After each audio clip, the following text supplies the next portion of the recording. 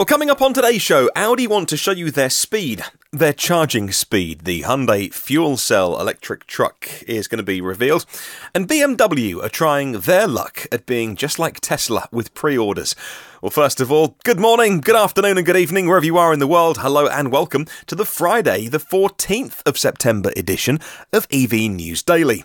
It's Martyn Lee here with the news you need to know about electric cars and the move towards sustainable transport. Thank you to myev.com for helping make this show, where you can buy and learn and sell your EVs if you want to in North America. Totally free marketplace, which you can check out at myev.com maybe sometime over the weekend. Oh, talking of the weekend, by the way, the regular Saturday Patreon show is going to return tomorrow for those who support at a slightly higher level. We have like a bonus show, which is Patreon only. Thank you to Mark Garnett, by the way, who's done some maths for me, because I'm talking about buying, my wife wants to buy an EV at the moment, and we're just working out new, used, what are the sums, and Mark Garnett's really helped me out with some the ways to think about it and a monthly cost. So I'll talk about that and some of the responses I've had on tomorrow's bonus Patreon show. But first of all, I want to talk about Elon tweeting about his focus of attention at the moment. He says this: due to a large increase in vehicle delivery volume in North America, Tesla customers may experience longer response times. Resolving this is our top priority. Now, I think that is good news on all fronts, that their hyper-detailed CEO is firstly focusing on customer service. That's an area that we want all car makers to focus on. But also, it must mean that he's not spending his 20 hours a day at work fixing production issues, and if he's not doing that, it must mean production is going well for the Model 3. Looking forward to the end of quarter results, which are getting ever closer. Well, first of all today, I'd like to give a fair amount of time to talking about the Audi e-tron Quattro, fresh from the excitement of the Mercedes EQC, which I think looks incredible. I know I had a few critiques of the battery size, but you know, don't judge it till you've driven one. I think it looks gorgeous. Today, I want to go a little bit bigger on the Audi e-tron Quattro. This is a car that I've also raved about for a few months now. It is days away from being revealed in San Francisco on Monday, the 17th of September. Well, we now know it's called the Audi e-tron Quattro, so that's a bit of a dead giveaway to one of the car's features: motors on the front and rear axles. It's four-wheel drive. In a previous test drive, we also heard it has boost mode. That's about 8 seconds or so of full banzai attack driving. Well, the battery is good size, 95 kilowatt hour pack. I think that's 95 kilowatt hour usable as well. So on a very heavy SUV, well, the range could be anything over 200. If it's over 200 real world on a cold day in the rain, that's a good thing, right? And maybe it'll be 220, 230 in terms of real-world range. If you're Audi, though, and you've been building this showpiece EV for a long time, the e-tron Quattro, it must be annoying to lose out on certain specifications and performance against the Tesla Model 3, which will do 0 to 60 in 3.5 seconds. And actually, according to some YouTube videos this week, I haven't reported on it because there's only so many YouTube videos you can talk about from people changing the tyres on a Model 3. They got it down to 3.1 seconds for the 0 to 60 time. You know, performance is a pillar of the Audi brand. All they've said is it's going to be 0 to 60 in something less than 6 seconds. Well, with the Model 3 doing 3.5, they've got to find speed somewhere. They've got a new teaser online called Electric Has Gone Thrilling. But it hasn't stopped them promoting the speed of their EV. Specifically, though, the speed it charges. They say this is the first series production car to charge at 150 kilowatts. Now, we'll see the car unveiled next week without the camouflage, without that tight wrap on. In advance of that, Audi announced a scheme for Audi e-tron Quattro drivers to access the charging network here in Europe of 72,000 chargers. That's about 80%, I think, of pretty much most of the public fast chargers around.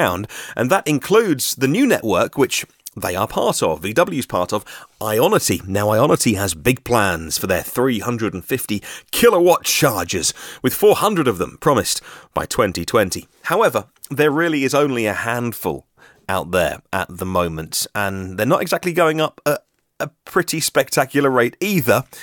Hopefully they're building up a head of steam and they're going to start to put in plenty in 2019. Well, they'll need to get to that 400 target. The same goes really for Electrify America, if I'm honest. A very large rollout to be done. And They've started kind of slowly, but we hope they're going to ramp up and make them in respectable numbers quickly. Well, Audi's solution isn't quite as frictionless as Tesla, because you do need a special card, at least at launch. They don't have plans to fix that from the launch date. To start with, the access card is going to handle all the billing across all the different multiple networks, though, in 16 different countries. Well, Audi told us today, and I quote, "Drivers who charge their e-tron overnight and set off the next morning with a full battery don't have to worry about stopping at a charging station during their normal daily drive. The range of more than 400 kilometres, which is about 250 miles on the WLTP cycle, which is still a bit optimistic, enables electric driving without compromise, they say. However, for longer distances, Audi has a smart solution in the shape of the e-tron charging service. That's going to handle charging swiftly and simply, they say. The e-tron charging service builds confidence in our electric initiative. Following on from the Audi e-tron in 2019, the e-tron Sportback is going to be going on sale. And then in 2020, the e-tron GT, produced by Audi Sport. Well, from 2019 onwards, charging will be even more convenient for Audi customers, because this is when the plug and charge function is going to be introduced. This is what it would have been great to have for launch. This enables any Audi e-tron to authenticate itself with the charging station using all sorts of cryptographic procedures, after which, when it authorises, the card won't be necessary. So you turn up at a charging station, you plug in, as Tesla owners do, and you get charged. Not all Tesla owners get charged if they're grandfathered into free supercharging, but you know what I mean. So it knows the car has a code, and it talks to the charger. Customers can also use Plug and Charge privately to unlock their Connect charging system. This then eliminates the need to enter a PIN code to protect it against unauthorised use of somebody if you have a charger on the side of your house that isn't locked away, for instance. Well, Audi offers various solutions for charging in the garage at home. The standard compact mobile charging system that can be used with either 230-volt household or 400-volt three-phase outlets. The optional Connect charging system will double the charging power to 22 kilowatts. That's crazy fast, right? The second onboard charger, which is going to be required for that, won't be available yet, but sometime in 2019. Now, here's my take on all of that news from the Audi e-tron Quattro. I'm still enormously bullish on the car. I think it's exactly what is needed because it looks quite conventional. It's not breaking the mold in any way in terms of the looks, apart from raising the bar, being high-end, being very luxurious. For Audi buyers, though, they will expect nothing less than it being easy to drive and easy to charge. The charge card system is a bit of a faff, if I'm honest with you, because it doesn't even come with the car ready loaded. Like, you know, hello, Mr. Lee, here's your new Audi e-tron, here's the key, here's the card to charge across Europe. I think it'd be very nice if I could afford one of those. I certainly can't. However, when they get it sorted next year, and you can just turn up at a charger, and I wonder what sort of software flash updates have to be done to the chargers that are out there, whether the Ionity network is being readied for this already. You would presume so, right? I can see all of VW Group using this technology. Why would they just save it for Audis? I can see that when the VW Neo, for instance, the big mainstream Golf that isn't a Golf, don't call it a Golf, it's the Neo. Looks a little bit like a Golf. Same size as the Golf as well. Hey, it's the Neo. I can see that coming with this technology, and that would be, drum roll for a cliche coming up, a game changer. Well, it really would, wouldn't it? Because if you know that you can go to any, who cares what charging network it is, if it's this or that or that, you don't need to know those names, have those cards in your wallet, have those fobs around, you just plug it in. And it recognises your car, and then you get a bill, you pay weekly, monthly, quarterly, whatever. That's not a major faff to do, and I can see VW doing that with all of their cars. It would be weird if they just saved it for Porsche and Audi, but maybe they'll do that to differentiate the high-end stuff. Now, I've heard it's not that much of a faff to drive across Europe. If you've got a NewMotion card and a plug surfing card, it sort of covers you for a lot of things, but I've never done it myself, and I'd love to find out more, actually. I'd love to get Beth Lilly on the podcast. We've chatted on email, and I must follow that up because she writes and blogs about her continental EV trips, and is always very positive about how easy it is to do if you are prepared. Well, that's enough of the Audi e-tron for today. As you can tell, I'm kind of excited about it. I'm really looking forward to Monday and the big official unveil and finding out pricing and availability and when people will start to get them and put their own reviews on YouTube. I'm looking forward to that. maybe even having a drive myself.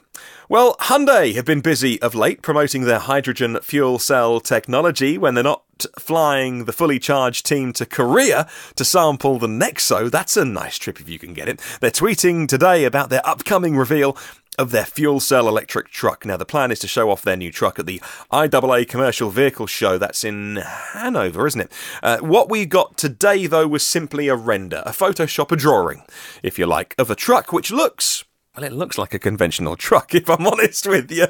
There's a lot of PR gumph about how the styling is breaking the mould and how the certain blue on it signifies eco-friendly something electric.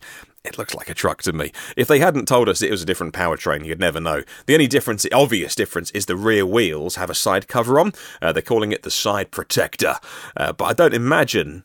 don't imagine, rather, if you haven't seen pictures of this. It's nothing radical, like the Tesla Semi or the Nikola.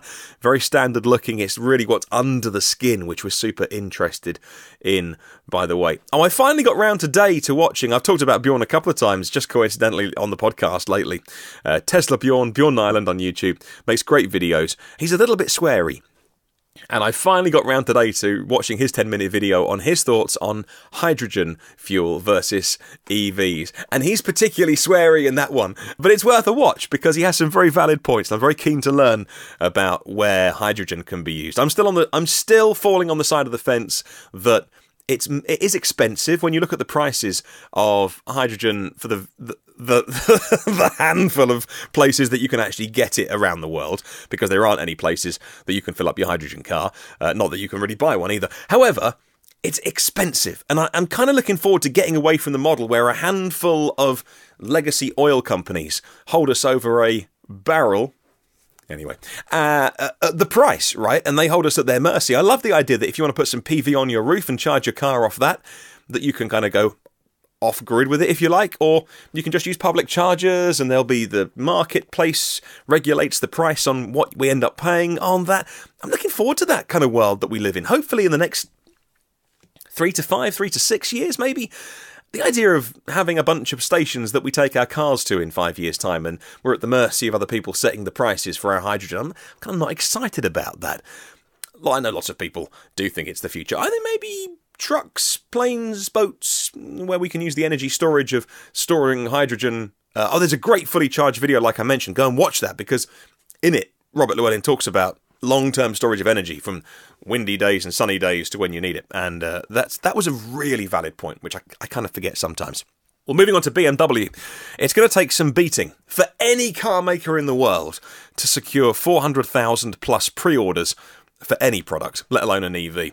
But that's what Tesla did with the Model 3, and that's people leaving deposits, hard cash as well. Well, BMW had their own go at it this week. The iX3 is coming in 2020, and they strongly advised potential purchasers, if they want to get one of the first ones, to put their deposits down. So that's exactly what 1,000 buyers have done in Norway. They opened the pre-orders 13 days ago, and if you were happy to hand over your 15,000 NOKs, your 1,800 US dollars, about 1,600 euros, you can put your deposit down, fully refundable if you change your mind when you finally find out the details, the specs, the price. Well, Peter Noter is the BMW board member responsible for sales and brand, and he told us via a statement this, and I quote, "In Norway, we've just launched a pilot project to pre-order the BMW iX3, which is due to start production in 2020 via an app. Within less than 2 weeks, around 1,000 Norwegian customers have already registered, including paying a 1,600 euro deposit on the first ever pure electric BMW core model," end quote. So this is an SUV, which will be in dealerships by the end of 2020, hopefully. It's production for 2020, so worst case scenario, dealers get it in 2021. By then, there'll be an SUV called the Model Y, and I think it'll be popular. Well, moving on to Iceland, and the Icelandic government have a new action plan for environmental issues. It calls for abolishing the use of fossil fuels before 2050. All new registrations of diesel and petrol is going to be banned for 2030, and the only possible exceptions being remote areas in the country where it would be hard to use vehicles other than combustion fuels. This is according to Iceland Monitor website where I found this one. The action plan states the Icelandic government's going to increase the number of environmentally friendly cars as soon as possible, and the government will solely purchase EVs for their own use. I'll put a link to that article in the show notes if you want to have a look at some more details. Well, a lesson now in being cautious about what you read. Here's a lesson in what I think is called critical thinking. Questioning what you read without just accepting it. I've been a long-time watcher on YouTube of John McElroy. He's a car expert, a veteran, someone who he says drives 100 different cars a year. He is a journalist with strong opinions and is very well respected in the industry, online, listened to by many people, including myself. I probably spent many hours watching him on YouTube videos. I'm a big fan of John's channel. He's written for Ward's Auto website today, and he says this, because he's been driving a Tesla, and I quote, "Up to now, I had never spent more than 10 minutes in a Tesla. I got a brief chance to drive a Model S some years ago, and got another brief drive in a Model 3 earlier this year. But a friend of mine recently let me take his Model X home for the weekend, and for me, it was an eye-opener." End quote. And he goes on to write this enormously complimentary article about Tesla. This is someone who's been heavily critical at times of Teslas, and he'd never driven one. And I'm kind of bowled over by that today, because I hold him in really high regard. And even now, he's only driven one for a weekend. So he's never experienced what it's like to have GPS-controlled suspension that'll raise and lower when you get home if you've got a big hump. He's never experienced what it's like for your garage door to raise when you drive up your driveway. He's never experienced having it for living with autopilot for a month and doing a 2-week road trip using only superchargers. He's still never done that. And already, he's done a complete 180 and is now a huge fan of Tesla. Here is someone who comments on Tesla a lot and has no experience of them. And yet he's a massive industry figure, a commentator. You'd hope he would have spent at least a little bit of time in one without doing all these stories over the years on Tesla, without prefacing each one by going, "Hey, by the way, I've never driven one. I'm just guessing they're rubbish." So next time you read something or you watch something on YouTube and someone's being critical of an electric car, ask yourself, how do I know this writer even deserves my precious attention? Because your time is precious, and I appreciate you listening to this podcast. I work my socks off to try and get the facts straight every single day. Now, he says, in his defence, right, in his article for this website, he says his defence was Tesla don't make cars available to him, therefore not his fault. Well, for instance, one of my favourite magazine articles was Car Magazine here in the UK, and a really, really comprehensive Model 3 review just after it was out. You know what? They found someone who, and like one of the early Model 3 buyers, and rented it from him. So if he was serious about it, he could have found a way. Look, earlier on this year, when I had my first ever look at the Tesla Model 3, I was lucky enough to meet the head of Tesla's PR here in the UK, because it was her showing me around the car. And I happened to mention in conversation that I'd never driven a Model X, and there was no resistance there. She said, "Hey, look, anytime you want to have a drive-in one, drop me an email and we'll get you out a Model X. And, if you want to talk about it, just for your podcast, so you've driven one." And that, this is a wildly unpopular podcast. And there was certainly no resistance from Tesla in the UK to get me in a car that I'd never driven. Anyway, there is such a willingness to dismiss Tesla and EVs in general from people who really don't know any better. Anyway, back to what John says, and I quote, "Tesla will soon face formidable competition," formidable is the word I was trying to say, "from German juggernauts, Mercedes, Porsche, BMW and Audi. Technically, they'll be able to match everything Tesla has done, but will they be able to capture the fun, the whimsical and sassy attitude Tesla's created? Time will tell. I don't think it's in their DNA," end quote. So it turns out, when he's given the chance to drive one, he really likes one, and I'm still a big fan of John. I still watch his YouTube channel, his live shows and all that kind of stuff, and I'm sure that the big German companies have all bought plenty of Teslas over the years and taken them apart, but do you reckon the CEOs of those companies have ever driven a really good electric car? Maybe that's why they're not building them quick enough. Should we talk about one of those? VW's CEO has been warning of high and unexpected EV costs.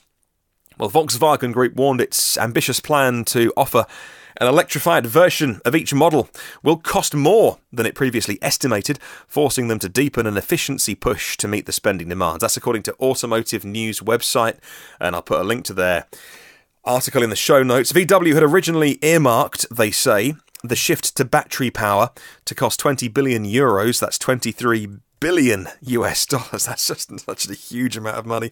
Now the CEO, Herbert Diess, says it will not suffice without providing a new figure and being specific.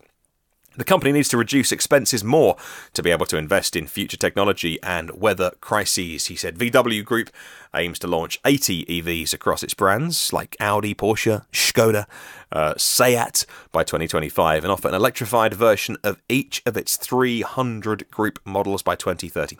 The burden of our company, he says, such as the cost of bringing to market electric cars, will be higher than expected, Diess said in a joint interview with the Labour head Bernd Osterloch in VW's internal newsletter.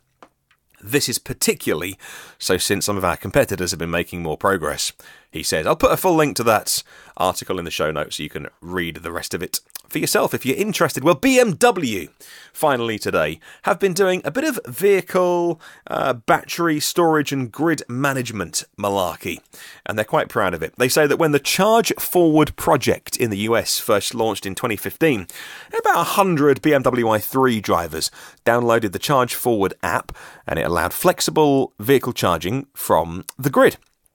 It meant the charging process could be paused when the grid enjoyed high demand and restarted when the peak had tailed off again. Drivers would be informed of any charging pauses by a message on their smartphone, and as the customer only rarely needs to use the whole time their vehicle is parked for charging, in many cases it would benefit them from periods when electric is available at lower costs. Well, this was also, they say, an easy way for energy companies to avoid grid overload. Well, the press release that I got sent today continues.